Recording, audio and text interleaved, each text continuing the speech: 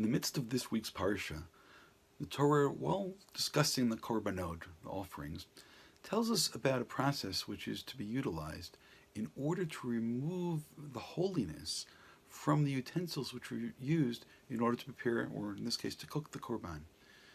The particular korban that we're speaking about was a korban chatat, which is generally a sin offering. A sin offering, if a person does some kind of sin by accident, they bring about a korban chatat.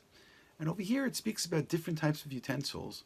It talks about earthenware, it talks about metal, and tells us how it is that we can fix it. So again, the concern is that the holiness from the korban entered into this utensil, and that holiness is not appropriate for all people in all situations, or it's only appropriate for a limited amount of time, and therefore it needs to be removed. When it comes to things which are made out of what's called cheres, something which is earthenware, here it tells us that it can't be fixed, it can't be rectified, or it needs to be broken. Things which are made out of metal can be fixed, can be cleansed in various ways. Now these laws are laws which appear at another point in the Torah, the other section where it speaks about fixing articles, fixing kelim, is after the battle which took place, the battle of Midian. And over there the concern was food which was not kosher, over there it was a completely different concern. So we have, in a sense, two different extremes. Food which is too holy and food which is not allowed, and either way we need to be concerned with removing the residual food from these different utensils. As this time of year comes and we get close to Passover, close to Pesach, undoubtedly over the years as people would read this section, especially in this week's Parashat in Tzav, and read about the various types of ways of manners of fixing or perhaps not fixing the utensils, I'm certain that it resonated with people not just in terms of the laws of the Beit HaMikdash or the laws of going to war, but it also resonated in terms of the laws of kosher generally and Pesach more specifically. One of the commentaries, the Kli Yakar, he writes that on a pshat level there are certain things to be said, but he feels there's also a level which is called remez, a level where it hints at something else. And he says that this process of something entering into a kli, entering into a utensil, and then removing it is suspiciously similar to the idea of tshuva. That sometimes there are things which can be so profoundly a part of us, mistakes which are so deep that maybe nothing else can be done other than a broken heart, like the breaking of the earthen vessel. On the other hand, there are times that perhaps we can wash off. There's a way of doing hagalah, or doing libun, and there are other things that we can do. But what's important over here is his understanding that there's a spiritual dynamic taking place. And the spiritual dynamic is one where it comes to the laws of kosher, it's not just a mechanical law. There's something which is a spiritual message within it, which is important as well.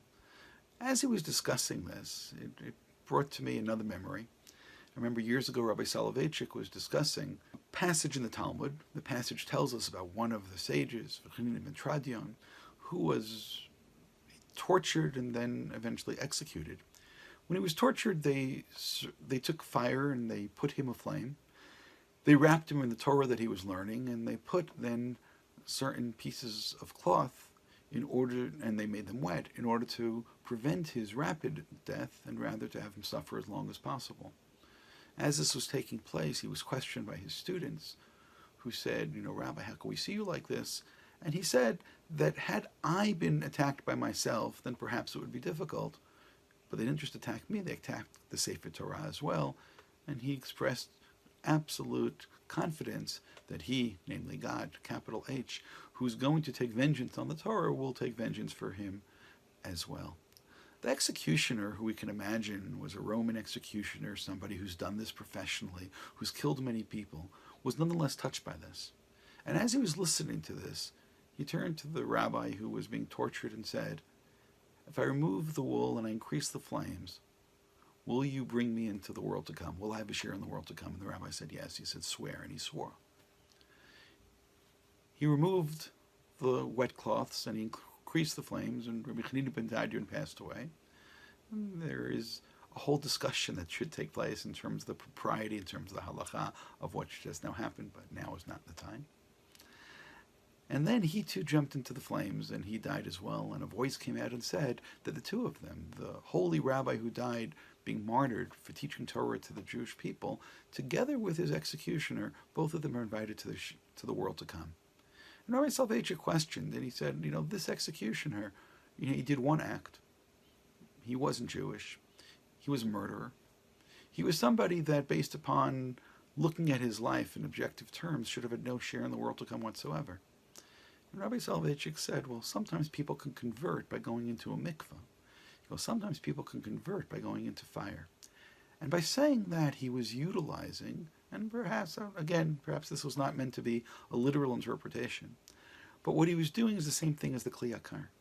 He was saying that major transformations can take place, and we should be using the laws of removing residual things from kalim, from utensils, to teach us moral or spiritual lessons as well. In a sense, it's not enough for us to remove the chametz, as it were, just from these kelim, even though I acknowledge in our world we tend not to be doing all that much kashering, and people tend to go away for Passover, and those of us who stay home, we tend to have separate dishes and separate pots and separate things. But still, the moral lesson is the same. It's not enough to remove the chametz or to move the taste, and even the taste, as it were, in this week's parsha, which is holy. Although it's worthwhile noting that, as the Kli Yakar does, that the context of the teaching this week is in the Korban Chatat. Just as the Korban, to fix the Chatat, leaves the residual holy taste in the vessels, maybe the sins that we've done have left a residual in us as well.